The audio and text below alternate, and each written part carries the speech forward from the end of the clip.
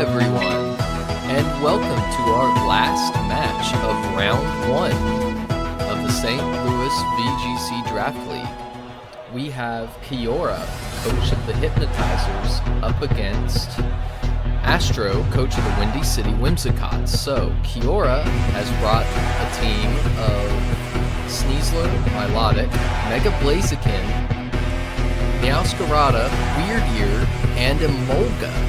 And Astro, you can see, has drafted a very powerful Sun squad. Astro has brought Whimsicott, Mega Pyroar, Ninetales, Scrafty, Dragapult, and Gliscor. So right off the bat, everyone who goes up against Astro this season has to be wary of the Ninetales plus Mega Pyroar combo. That amount of firepower is absolutely massive and needs to be respected. We're not seeing it led immediately. We see Dragapult and Whimsicott led up against Meowscarada and Sneasler. So, very interesting leads by pure type advantage. You think Poison's great into Whimsicott, Dark's great into Dragapult, but Whimsicott has Prankster access, and Dragapult is one of the fastest Pokemon in the format without one of the fastest non-Mega Pokemon in the format. It might actually be the fastest at 142 base speed, I believe.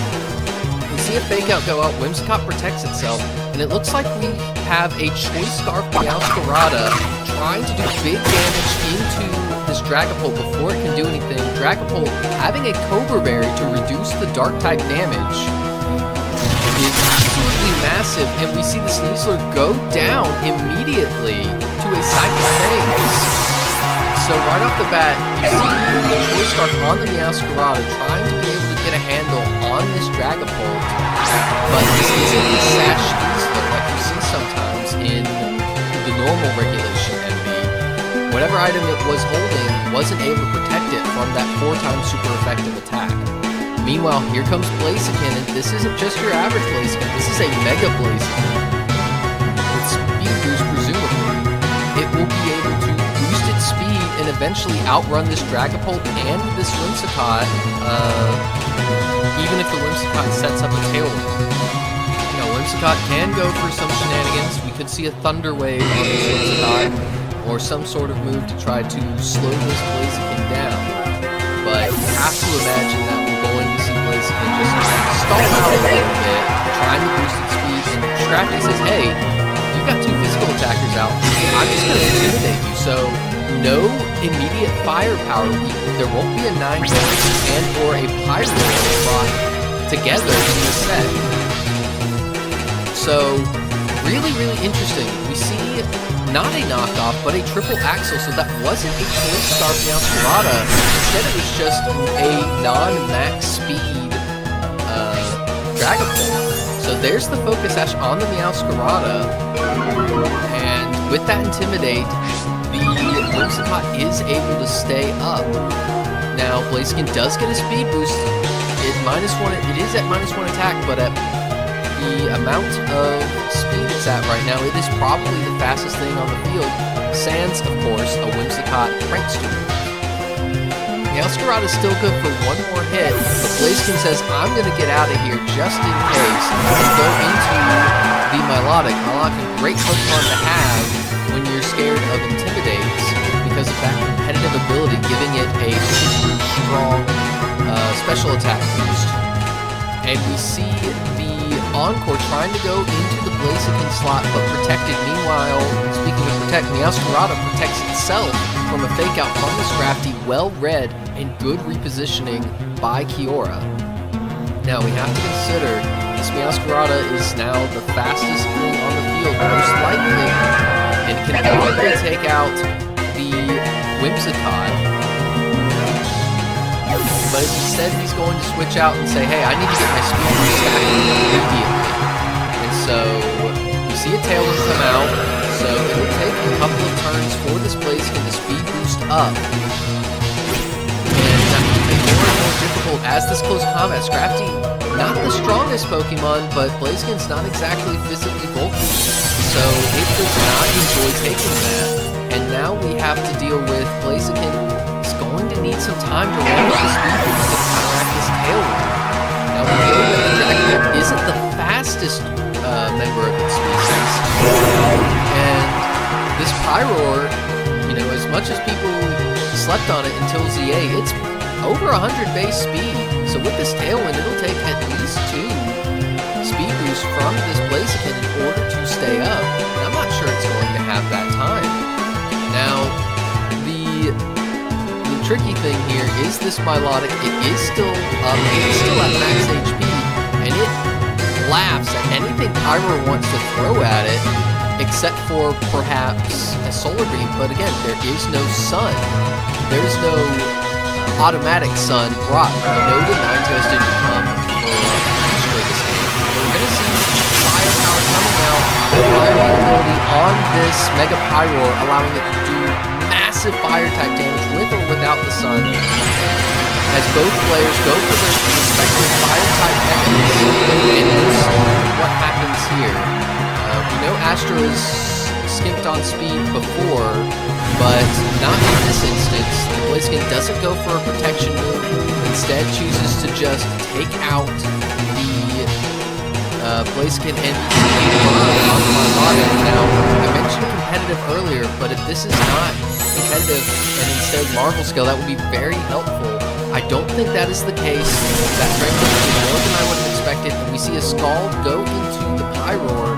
Does good damage, but the Pyroar is still able to get off another attack, and the leftovers from the Milotic is completely neutralized. So now we're back to Meowscarada, still the fastest Pokemon on the field, but it just needs a little bit of chip before it goes down. It can probably take out the Pyroar, potentially.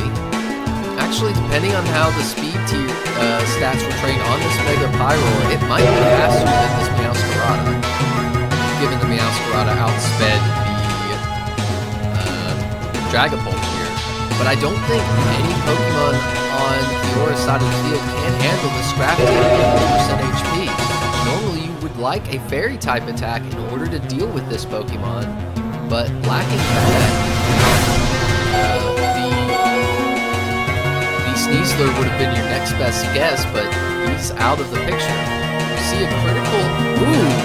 Wow, this Pyroar has been exceptionally well trained with these burns and these critical hits. And that means with this close combat, Milotic is just going to go down. So this is good information for the Keorra. Going into game 2, you outspeed the Dragapult. The Dragapult has a Cobra Berry, but you don't outspeed the Pyroar, so that's something you're going to have to consider going forward in this best of 3. So for adjustments, I think now that you know that you can't outspeed and just one-hit KO the Dragapult, you're going to need to be ready for that Psychic Fangs. It is an incredibly good tech option to deal with a Pokemon that is 4 times weak to Psychic moves when your draft doesn't have a Psychic type on it baseline. So going forward, you have to consider perhaps bringing the Wyrdeer to get an Intimidate off. I'm not sure what moves it has to be overly helpful outside of that, but it has access to a lot of interesting support options. But we do see a very quick adjustment from Keorra. Astro very much saying, hey, I don't think you can stop what I have. While Keorra says, now that I've learned what you've got, I can adjust properly for this next match. Same reads on both sides, both Pokemon in the same position as game 1, but now both trainers have a lot more knowledge on what they have access to. So what will we see Keorra and Astro adjust here? We saw the Talonflame Whimsicott go for Protect game 1. It goes for it again here, protecting itself from a Fake Out, but we see the Feint immediately saying, hey, if I scout out that you have Protect, I can just take you out. Here's a Triple Axle. It does change into an Ice Cat type with Meowscarada, and 2 hits. Okay, all 3 connect. Always a little risky going for Triple Axle, but that is massive. This Whimsicott is a massive support piece, and it goes down before it can set up anything. Now this was a trade. Sneasler does go down as a result of this. So we're going to have to see, will this be effective? Both trainers will have to send out their third Pokemon now. And you have to wonder, will we see the Milotic come out in anticipation of a Scrafty Intimidate? You obviously would like to intimidate this Meowscarada, but now if you do, you're giving this boost to this competitive Milotic like we see here. And yes, Meowscarada definitely not going to be as strong now, but a +2 special attack Milotic Ice Beam can do big damage into this Dragapult. By that one knowledge check, knowing that the way to deal with the Dragapult could not be knockoff, Keorra has massively adjusted in Game 2 and put himself in a much better position going forward.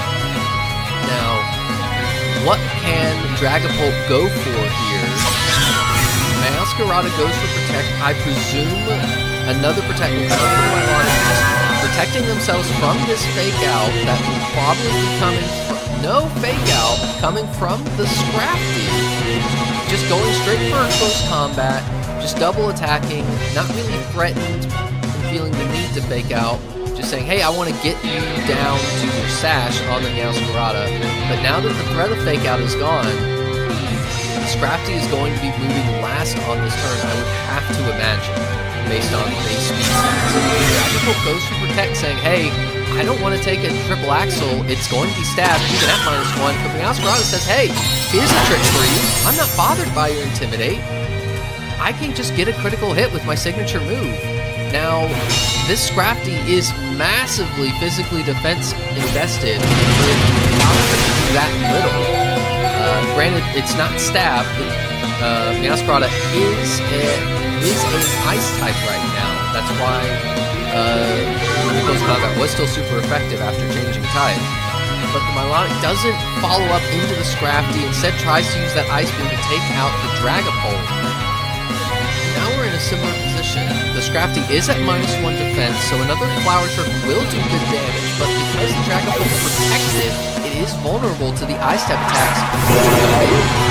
The Pyroar comes in trying to resist those moves, but base Pyroar is not the strongest or the most physically bulky Pokemon, and even at -1 still goes down 30% to that triple Axel. We see a Scald come out at -1 special defense. That is just going to take out the Scrafty. We saw how physically defensively it was. But that doesn't help it on the special side, especially at -1 special defense. So now we're back in a similar position as before, but this time the speed advantage is on Astro's side. From Game 1, we know that Mega Pyroar does have a speed advantage here over the Meowscarada. So you have to wonder, okay, how are we going to play this? Is Meowscarada just going to protect itself and try to have Milotic snipe down this Pyroar? Once the special attack, you have to imagine a Scald will take it out. But if the Pyroar protects itself and tries to bait out the Meowscarada protect, that puts Keorra in a bad position. Something of a 50-50 here in this game. You see the Mega Pyroar coming out, gaining a little bit more bulk, gaining a lot more strength. If there's an overheat into Milotic trying to double into it and take it out, but it misses. That small mischance, but miss for a miss. Triple Axel does not hit all 3 attacks. You see a Shadow Ball coming out into this Milotic, trying to double up and do good damage into it. It does not work. There's a Scald, and with +2 special attack, that is easily going to handle this Milotic. And now, Milotic can just throw out an Ice Beam. We saw how much damage Shadow Ball did into this Milotic. A special coverage option, along with the Psychic Fangs from earlier, does mean that Dragapult, not the strongest Pokemon, but more known for its speed, probably had to split some of its training between the physical and special offense. And Milotic just can handle special attacks all day. Here comes a knockoff, just trying to do good, unmissable damage into this Dragapult. Definitely does more than that one-hit triple Axel, maybe more than 2. But this Dragapult says, alright, I'm just going to go for Shadow Ball, pray for a crit, but it does not work. You see an item from the Milotic, and Keorra drags it back, saying, I'm not done yet, and makes this a tie series. Now we're down to effectively a best of one going forward. So, I think turn one in both games was the most important turn of the entire game. The Psychic Fangs reveal in game one to snipe the Sneasler with no counterplay, and then in the follow-up game, the feint into the Whimsicott to break the Protect because the Whimsicott expected another Fake Out into it. I wonder how these trainers are going to adjust in game 3. They've led the same thing both times, but they're running out of tricks on those Pokemon to reveal. I'm not quite sure we are going to see the same leads going forward. If we do, we're just going to see a 50-50 come out. The Whimsicott will probably want to switch in order to not take that much damage from a feint and triple axle combo. We could see a switch into that Scrafty that's been so useful going forward, but from Astro, I'd really like to see what does he have into the Milotic. Now, Milotic is a water type. There is a Whimsicott on Astro's side of the field. I don't believe we have seen all 4 moves. I believe we've seen, I know we've seen Tailwind and Protect. I believe we saw Moonblast earlier. That does leave, oh, and we also saw Encore. So that makes, if I haven't miscounted, I might be misremembering seeing Moonblast, but that would mean that there is no Grass, same type attack bonus move on Astro's side, and outside of a Solar Beam, I don't think there's any Grass coverage on Astro's side of the field. That Milotic, if you don't diligently wear it down, we saw the close combat from the Scrafty do good damage, but it still took a couple of turns, even with that, to take out this Milotic. So I think that is going to be Astro's #1 priority, figuring out a way to handle that. I just realized that I did not update the records. These trainers are both fix that. We do see an adjustment in the speed. The Sneasler and the Meowscarada are the same, but now we see a Sun mode. We say, hey, I can just go for massive damage heat waves right off the bat. Now, this is scary. I think Sneasler does not baseline outspeed the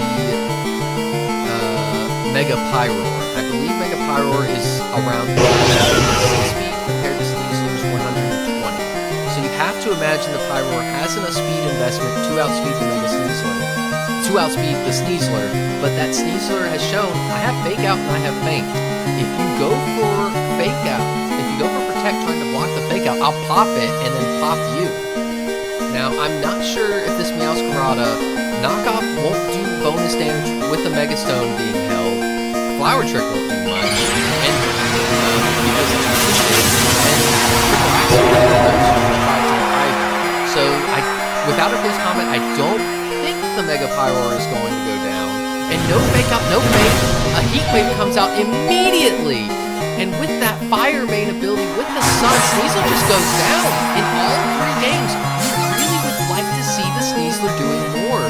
But the focus hash is held by the Meowscarada, and it goes straight for a knockoff that changes it, makes it use its Dark typing, or Grass typing, so it's not super effective. But suddenly, that doesn't matter. Because it's at 1 HP, a massive amount of firepower coming out. No Fake Out from the Sneasler, not respecting the, or hoping for the Protect coming out from the Pyroar and Pyrotech. So now, we're in a very interesting position. Both of these Pokemon do have that Solar Beam coverage, that Grass coverage I was mentioning earlier to take out the Milotic. But the Blaziken on the field hasn't been able to reveal very much. It could be the secret ace that Keorra has needed, just waiting to come out and unleash its own firepower. It does resist fire attacks and grass attacks. A lot more attack and a good bit more speed. With 1 speed boost, it will probably outspeed. Going for Protect there, guaranteeing that speed boost. There's a Baby Doll Eyes, great tech into this Mega Blaziken, saying, hey, I don't care how many speed boosts you have. I am 100% going to stop you from getting full power attack off because Baby Doll Eyes, it's like Growl. It lowers the enemy's attack, or lowers one enemy's attack, but it has priority. Very interesting tech option. You see the Scald come out from the Milotic. It does survive that first Solar Beam and does recover a little bit with leftovers. But now, Blaziken does have a speed advantage, but that Scald does not take out the Ninetales with the sun cutting its power. And that does mean that a Baby Doll Eyes is going to probably come out into this Blaziken and weaken it for the rest of the match. You have to wonder, what are we going to see here? Is the Milotic going to go for a Protect, trying to stall out this Pyroar's Solar Beam, hoping the Blaziken can handle it? Even at -1, you have to imagine close combat will just decimate this Pyroar. And leave this Pyroar on the field. With the sun, Heat Waves, even resisted by both of Keorra's Pokemon, are just going to hurt. I don't think there are many teams in this event that have the raw firepower of this Fire Main boosted Mega Pyroar. The close combat, that definitely is going to take it out, even with the -1 attack on this Blaziken. So Blaziken, -1 attack, defense, and special defense. But because the Mega Pyroar goes down, that does protect Milotic and allows it to go for a Scald and take out the Blaziken. So we are at a 2-2. Blaziken is going to outspeed the world at this point with +2 speed. But you have to wonder, what did Astro bring in the back? You have to assume the Scrafty, which is a mixed. Yes, you absolutely weaken this Blaziken further, making it half of its normal attack stat. But now the Milotic's at +2. The Milotic is at +2 special attack. It is threatening an Oko on this Dragapult. Now, the gift of the Ninetales, there's still sunlight for 2 turns where a Scald won't do over much into Scrafty. We saw that at 70-ish% and -1 special defense, a Scald outside of the sun took out the Scrafty. You have to wonder, what are we going to see here? The Emolga needs Pokemon have Protect. We know that this Mega Scrafty has a beta. You have to imagine a double Protect is coming out, which will allow the Milotic to get a little bit more defense, star on the sun just a little bit longer. We'll see, there's the fake out, just forcing this to happen. You see a Psychic Fangs, that will might probably take out the Blaziken at -1 defense, but Blaziken has so many speed boosts that it is going to go first. Now, it's very interesting, we know that the Blaziken is at half of its normal attack stat, and we saw how physically bulky this Scrafty was trained to be in game number 2. Will a close combat be able to take out the Scrafty? That could mean the entire game, and no, it is not able to take out the Scrafty. So anything that touches this Blaziken is probably going to take it out. And there's the Dragapult taking out the Blaziken, and now we have to see what does the Milotic go for. We see an Ice Beam going out straight into the Dragapult that does take it out. We know it's not Focus Sash, it has the Cobra Berry, and this is what it comes down to. Will this close combat into this Milotic take it out? And no, with the turns of leftover chips since the Solar Beam, it is able to stay up. And all it will take is one more Scald or Ice Beam, you have to imagine, to take out this Scrafty. It is a little bit risky. I did forget that we saw the Ninetales was holding a Heat Rock, so the sunlight is still up. The gift of the Ninetales continues. Milotic is just going to go for Protect, get a little bit more chip healing. I don't think it has a chance of surviving the close combat unless it chains multiple Protects together. But you have to think, is the Milotic going to click Ice Beam or Scald? I think Scald will still do more damage. No, it's just going to go for Recover. It's saying, hey, I haven't revealed this this yet, but you can't take me out. And I can just keep waiting. So with that leftovers, with that recover, risking a crit, but Milotic is going to be able to stay alive for one more turn. There's only one more turn of Harsh Sunlight. You can just click Protect, and then just Scald on the next turn to take out the Scrafty. Alternatively, with -2 special defense, you have to imagine the Scrafty is going to go down. I don't really think that's very risky. Good game, good move by Keorra, and this Milotic proved to be the MVP of Week 1 here. So congratulations to Keorra, taking Week 1 as in a 2-1 victory. And that'll do it for us. We had a few people who had to drop out of the league. We are seeing if we can find replacements for them who will come in with a 1-match deficit, but that is something that is still ongoing behind the scenes as of this recording. But congratulations to Keorra, a good game by Astro. That Sun team is absolutely terrifying, and I'm very happy it is not in my division. But yeah, good games, and I will see you all soon with the start of Week 2 battles. Goodbye!